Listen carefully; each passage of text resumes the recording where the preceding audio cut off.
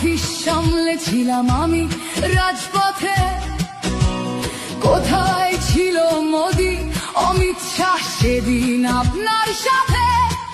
সেদিন কোথায় ছিল এই বিজেপি? জবাব আজকে দেবে তার। সিবিআই কেন সেই দিন আমাদের দেয়নি ন্যায় বিচার? যতই কাকিমা আপনি আজকে করুন অস্বীকার, সেদিন রাতে আমরাই ছিলাম ছিনিয়ে আনতে বিচার।